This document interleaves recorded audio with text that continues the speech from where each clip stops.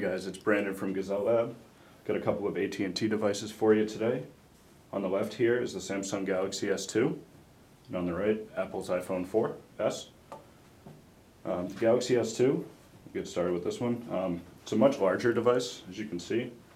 It's got a 4.3-inch display versus the iPhone 4S's 3.5-inch. This is a Super AMOLED panel, much more vibrant display.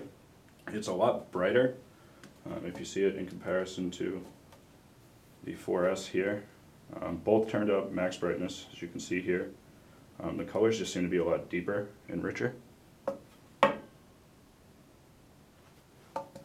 Now, as far as physical size, the Galaxy S2 is 126 millimeters long by 66 millimeters wide and only 8.9 millimeters thick, versus the iPhone 4S's 115 millimeters by 57 millimeters by 9.3. If you stack them, you can actually see that the Galaxy S2 is quite a bit thinner until you get down to this little chin at the bottom here. This chin actually caused it to not be considered the thinnest smartphone in the world. The British ad agency did a study and determined that the iPhone was still thinner, given the overall dimension was smaller. As far as network connectivity, like I said, both are AT&T devices. Both support AT&T's 4G network. However, the Galaxy S2 is capable of 21.1 megabits per second, whereas the iPhone 4S is capable of 14.4.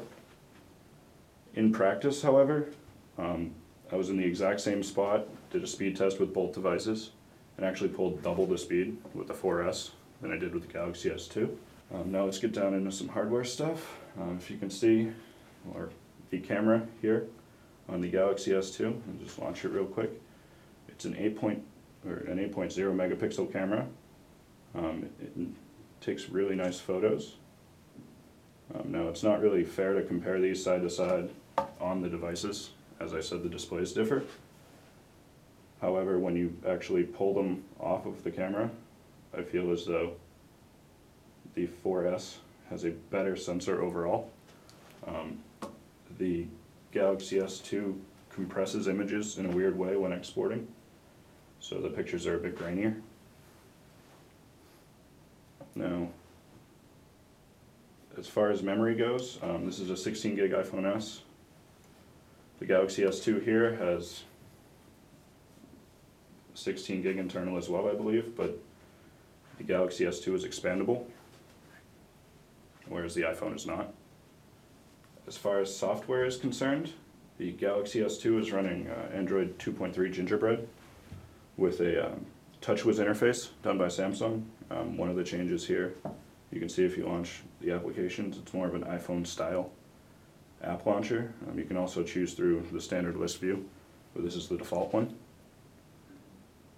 There is also swipe on this by default as a keyboard, and I believe this is stock Gingerbread as well.